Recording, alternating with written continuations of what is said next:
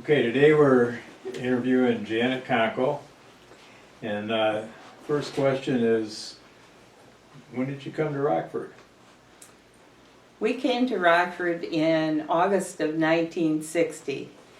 It was not easy to find a place to live in Rockford because there really weren't any rental places, no condominiums at all, no apartments.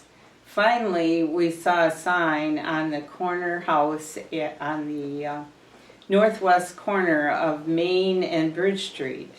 And we thought, oh, that looks like a nice house, but it wasn't that house that was for rent. It happened that the school librarian, Myrna Harger, lived there. And she was more than happy to show the house down the street that they had for rent to a new teacher coming in. So we looked at the house, and it was a good house for us. We lived in that house for 8 years before we moved on from there.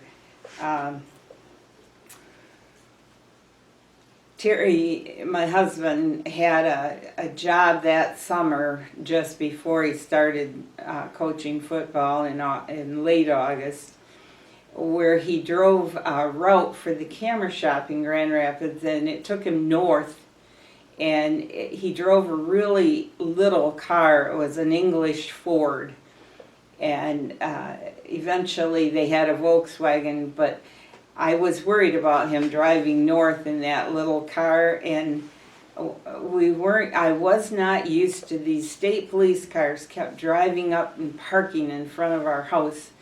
And I didn't realize for a little bit that this was the home of the state police post.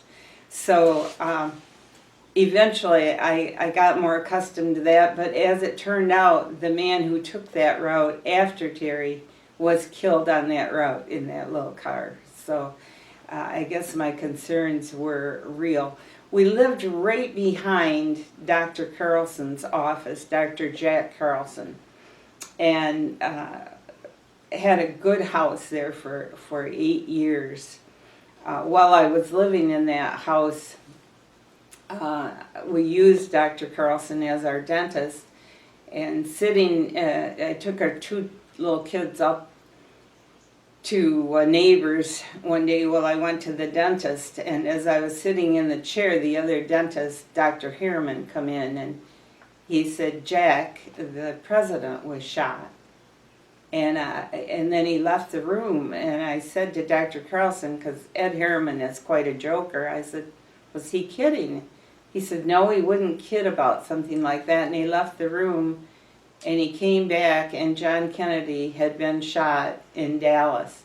So when he finished me up, and I left, and that was 1963. And as I left, the addition on the east end of the library was being added at the time. And I stuck my head in there, and I told the workers, because the windows weren't in yet, that the president had been shot. And the one man said, "Lady, you're crazy. He decided not to go to Dallas today." So I left there, but that was one of the things that I remember living in that house. Another thing that I remember, the head librarian was a lady named Zell Gill, and she walked to work every day because she lived just up Bridge Street on the corner of Dayton. So I got to know Zell very well, and it was a pleasure to always talk to her, and she was always interested in all of the kids. When we moved into the house on Bridge Street, we had a new baby, and our kitchen sink was a sink that was just a single. And so I laid the baby in there to give him a bath, and I had apparently laid him down when he still had some cereal that had gotten in his nose, and I thought he stopped breathing, and that was shortly after we moved in, and I panicked. I was a new mother, and the next door neighbor was Vance Harger, and he hustled me right over to Dr. Farron's office, which was on the corner of Bridge Street and Monroe. And that is how we got started with Dr. Farron as our family doctor.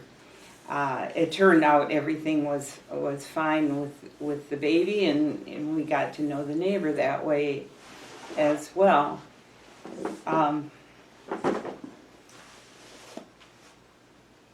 There were a lot of things good about living so close to where my husband worked. He worked up at the new high school, and our car didn't often work in those days, so he could walk to school. So that was a good point, and I always have loved living in town and being able to walk the children in the stroller all over downtown. And we did a lot of shopping in downtown Rockford. Stelma's down on the corner of Main and Cortland was a good store to shop at. And I always enjoyed shopping at Thompson's Grocery. And teachers were paid every 2 weeks. And sometimes that 2 weeks got pretty long. And the Thompsons were very good about just saying, well, just sign the back of the slip and come in on payday and pay the bill. Strange as it may seem today, teachers never, ever went to the corner bar. The corner bar was a pool place and bar. And in those days, that was when teachers wore suits and white shirts and ties to teach, and people didn't go there. So our first experience with the corner bar, our son had a paper route with a preacher's son. And one day he come home and he said, boy, that corner bar has good cokes. I said, when were you at the corner bar? He said, well, you can go to the window and order. I said, well, I didn't know that. So you learn something all the time. Another thing I didn't know when we first came to Rockford, Claude Langridge had the drugstore down on the corner of Main and Cortland. And I went in, you could go in there and you could have your electricity and your gas turned on. And I went in to have the gas turned on, and I told him I lived at 145 Bridge Street. He says, is that East Bridge or West Bridge? And I said, well, I don't know.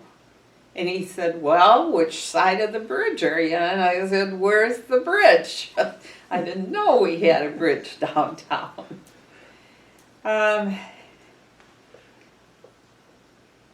I had mentioned Zell Gill a little bit. She was a good advisor when our daughter got old enough in elementary school to be in Campfire Girls. I had always been a Girl Scout right up to high school. And the Campfire Girls wasn't something I had ever heard anything about. So I saw Zell and she said, what's your problem? And I said, well, I don't quite know how to do this Campfire Girls thing. I want to help my daughter, but she said, I was a Girl Scout too. You take the Girl Scout handbook and you just go and you lead it like it's Campfire Girls. So that's what I did. I used my Girl Scout handbook and we got along just fine. I worked in the library a lot at Parkside Elementary School and again at River Valley when that was an all sixth grade school. That was a fun way to do. Barb Willett was the secretary at Parkside Elementary School, and got to know her pretty well when I was volunteering in the library.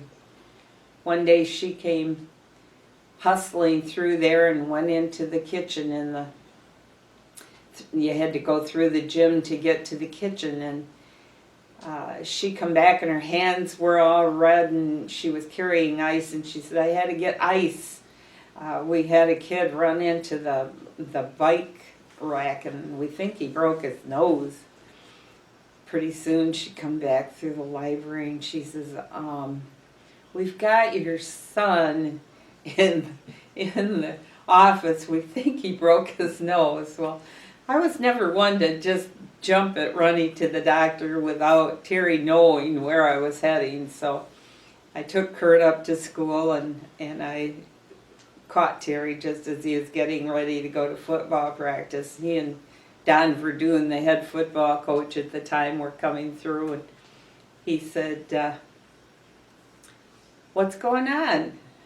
And I said, "Well, I just want you to take a look and see if you think Kurt's nose is broken." Well, his nose was quite sideways, and they both just stood and laughed at me. So I went on to the doctor, and sure enough, Kurt had a broken nose again. Is there anything you're wondering, or? Where'd your kids go to school? They all went to Parkside Elementary School, all the way through elementary. It was a good place for them to be able to go to school. They could walk to school every day, and they were there through. Well, we lived on Bridge Street for 7 years. One day, my husband taught driver ed in the summertime, and he came home one day and he said, "There is a house for sale down Main Street." We had been trying to find a home in Rockford, and he said, "Why don't you take a look at it?" So I went down there, and at 343 North Main, had a beautiful big porch, but the huge spirea bushes had grown totally over the porch. You couldn't even see hardly the front of the house. But Emo Kemp took me through the house, and of course it smelled some because it had been closed up. It was an estate. The home had belonged to a couple named Wilbur and Mame Browning. He was, as I understand it, the head of the salesman at Wolverine Worldwide, or Wolverine Shoe and Tanning Corporation, probably at that time, and never had any children. So the estate had set for quite some time. It was a handy home for them to live in, for Wilbur, I'm sure, because the salesman, when they came to Rockford, would stay at the house to the north of the school there. It was a great big 3-story home. After the old high school on Main Street was used as a 6th grade school at one point, and our children went there, and then they all, during that time,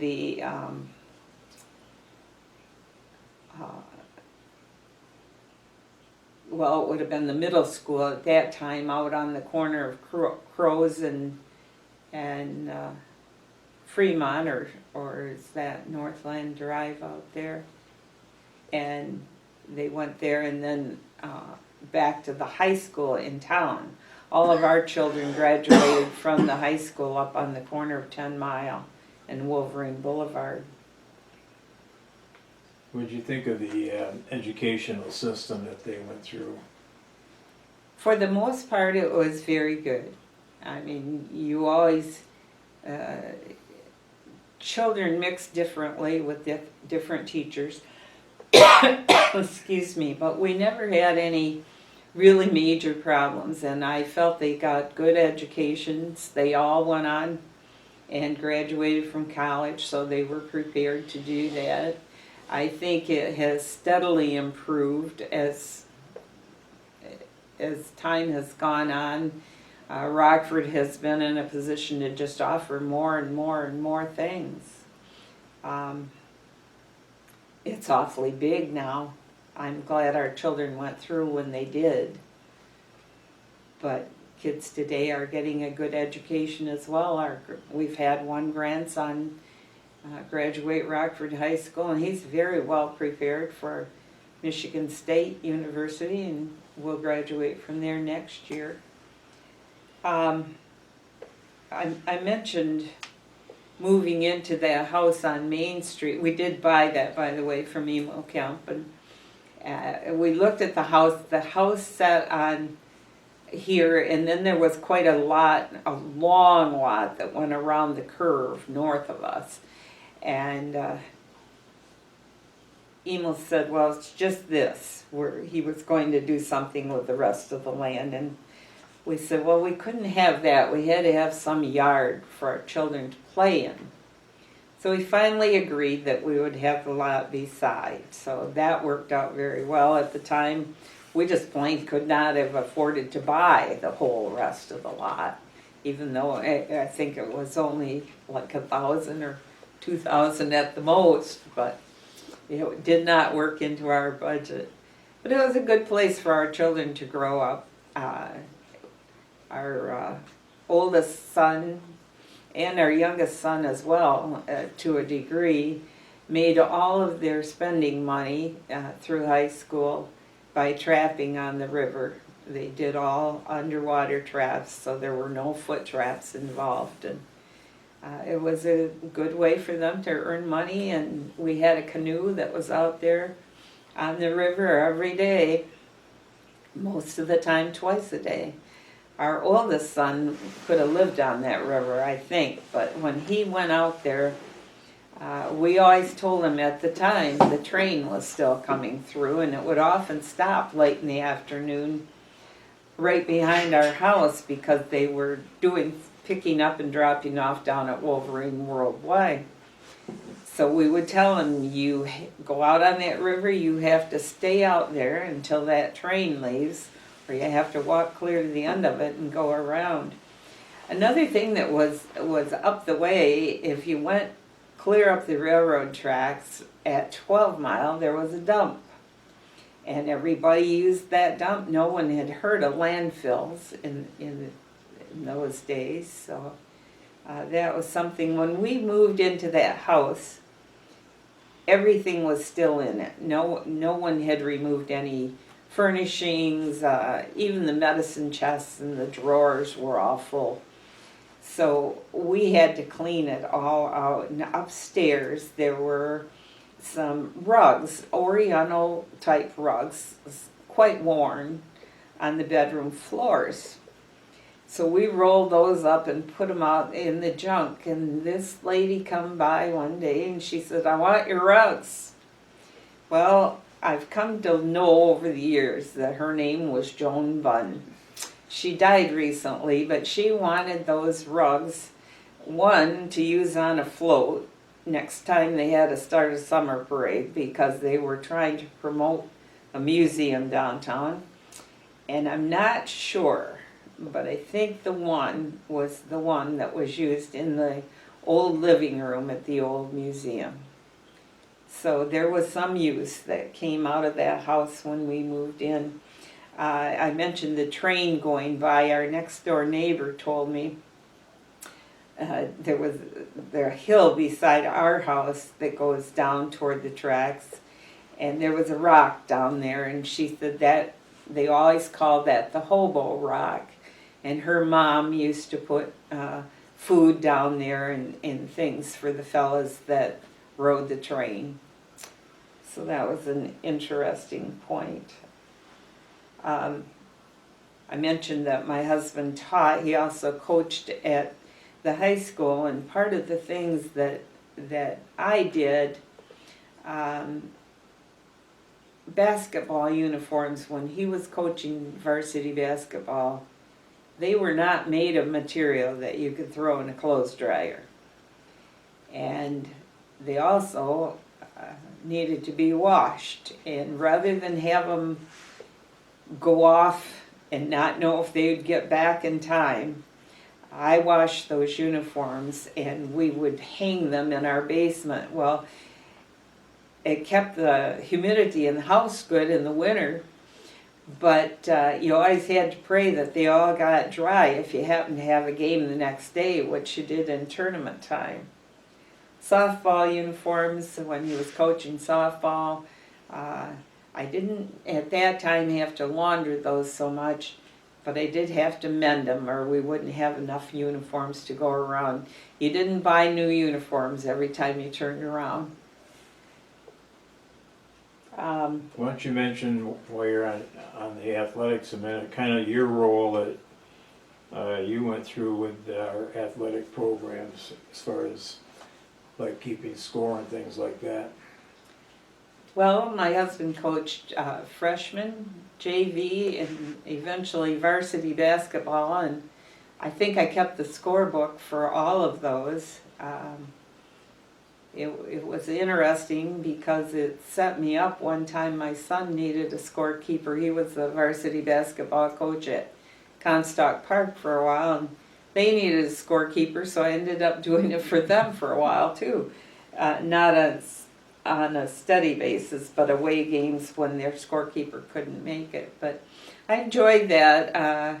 You had to pay close attention to the game, and people didn't always agree with what you did, but they forget that it's not you follow what the official is telling you to put down. So I would like to mention how handy it was. I talked about how handy living downtown. When I was expecting our third child, he was due in March, and I hadn't done a very good job of Christmas shopping that year. I hadn't felt well.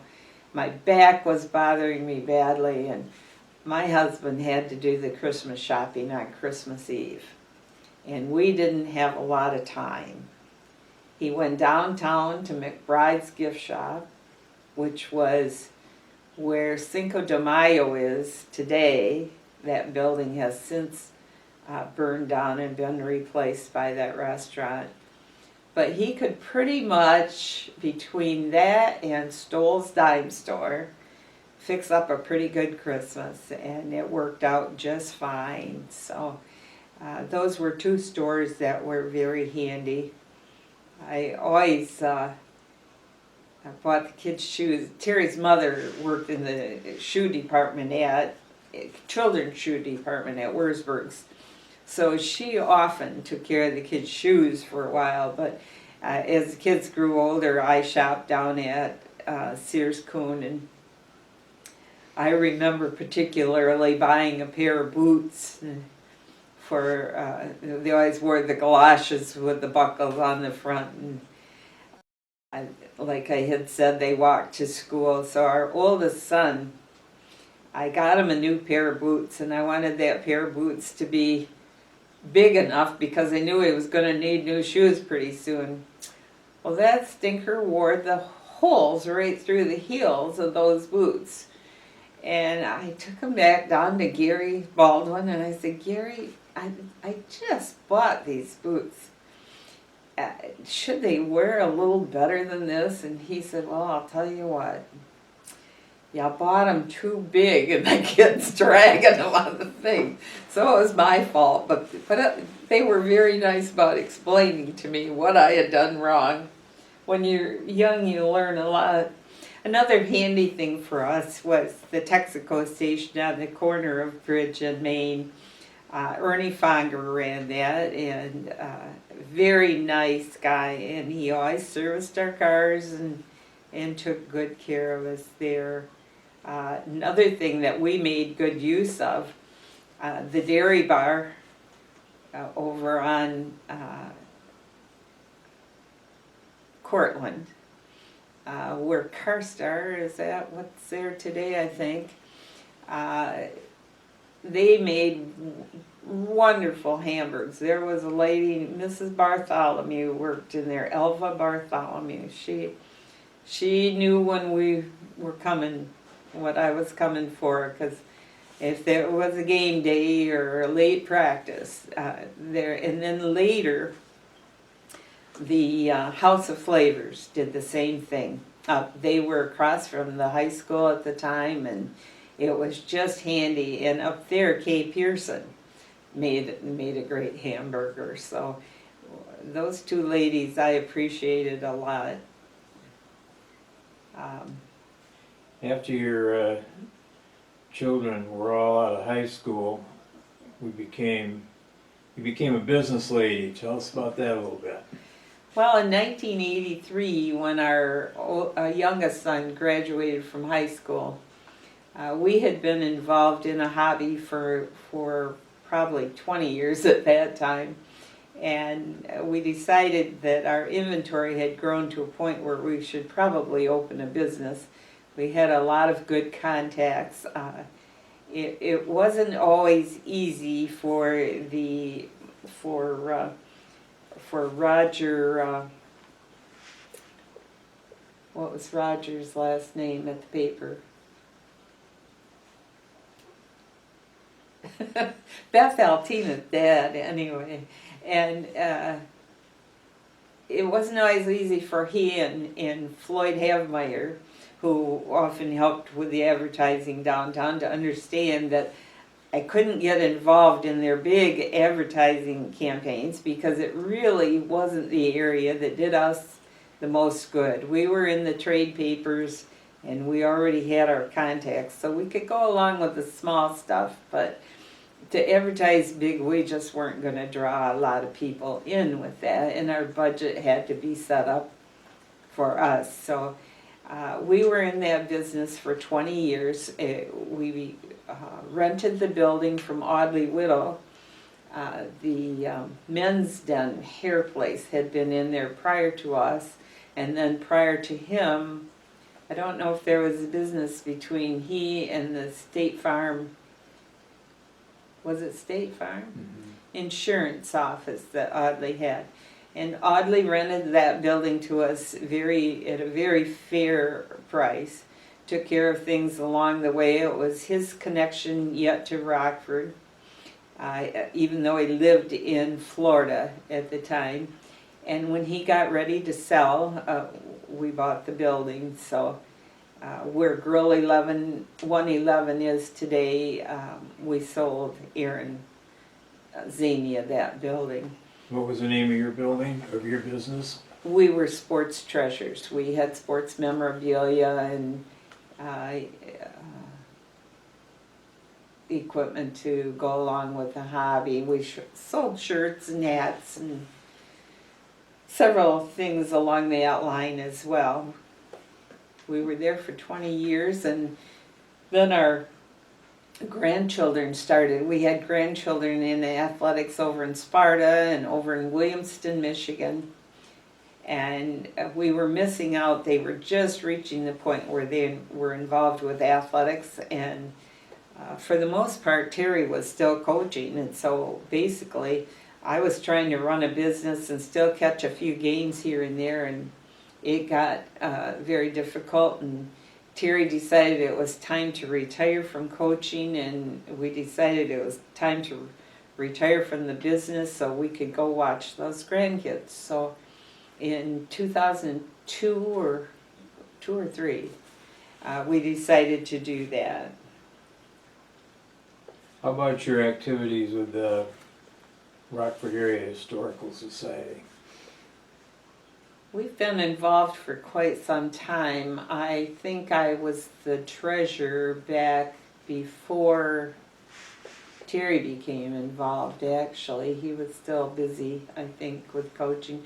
Don't recall exactly what year I became involved, but I was treasurer for quite some time. And after Marguerite had done a good job with that.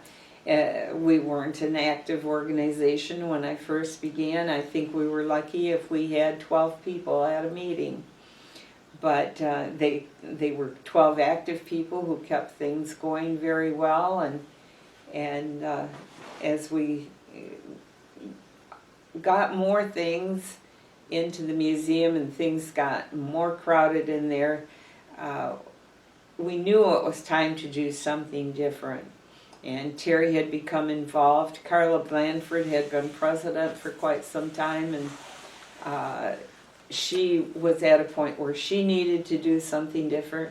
So Terry became president, and I guess I remained treasurer for quite a while, and then we decided that I really didn't want to do that anymore. So I think I remained treasurer, though, up until the time that we actually got involved with the new museum project. And then Diane Skyver, who does an excellent job with that, became the treasurer. And Terry and I went to work on getting things going for a new museum. You know, back in the 70s, mid-70s, Terry and I considered leaving Rockford. He had been a very successful basketball coach. He'd had back-to-back undefeated seasons, and then his talent kind of died down, and we had a couple of bad seasons. And you hear, when you're coaching, you hear a lot of things from a lot of people, and people just weren't as happy as they used to be. So we thought, well, maybe it's time for a change. And Terry had a couple of job offers. I think we interviewed 3 different places. We went and looked at the towns, and one was a very nice resort town. We had friends who lived there and considered it strongly, and another was a brand new, beautiful high school. We considered going there, and we came home. And what we do with an important decision is we usually sit down, and Terry will make a list of between what we both think are the positive and the negative things about making a change. And our oldest son was about 12 years old. And we thought about that a long time. We said, that's a vulnerable age to move a kid to a different school. And he's got good friends here, and we've got good friends here. Maybe it just wouldn't be the smartest thing to move. Well, I'll tell you, I'm pleased that we chose to stay in Rockford. There's just not a town like it anywhere, I don't think. The people, when someone has a problem or someone needs help or a project is worthy, the people in this town have always gotten behind it and really made it go. And I think that's been very true with this museum. It isn't, the big donors obviously were a huge help, but what really put us over the top was just people that cared and gave what they could, and it really has been a good project. Any people in particular from the town that you want to comment about? This town is full of a lot of good people. You've got, I've mentioned a few that had businesses downtown. One that was a neighbor over here on Bridge Street when we lived over here was Harold Farrell. Harold had a jewelry store where the Fiegel insurance is today, and like I mentioned earlier, I used to walk the children downtown, and when our oldest son got old enough to ride a tricycle, it squeaked. I liked that squeak because when I was inside the house, I could tell if that squeak got a little too far away. Well, all of a sudden, walking downtown one day, Harold Farrell comes hiking out of the jewelry store, and he had an oil can in his hand, and he had that on that bike so quick. He said, "There, I fixed that thing. I'm tired of hearing that squeaking tricycle." So it wasn't quite as easy to hear. Another thing that I would mention, I think, is the Palm Sunday tornado in 1965. Our youngest son was a baby, and we had him in a car bed over here on Bridge Street under the dining room window. And Terry had just said it felt kind of eerie outside, and I looked out that dining room window just in time to see where the city hall is now. A family by the name of Gogo lived there, and they had a corner window on their house. And I looked out just in time to see that window pop, and I grabbed that baby and we headed for the basement. It had been an unusually warm Palm Sunday, and we had the kids' wading pool out for them. And we never, ever found that wading pool after that tornado went through. But there again, the town pulled together and took care of things. And our city has just done a great job. We have seen this city improve and improve along the way. The beautification projects that Michael Young was able to get grants toward, and he was an excellent grant person. I just don't know of a community that has as much millage voted in as we do and has managed well enough that they don't have to use it all. And that's something to be said for our city. Other people that I would mention, there's just an endless number of good people. I mentioned Joan Bunn.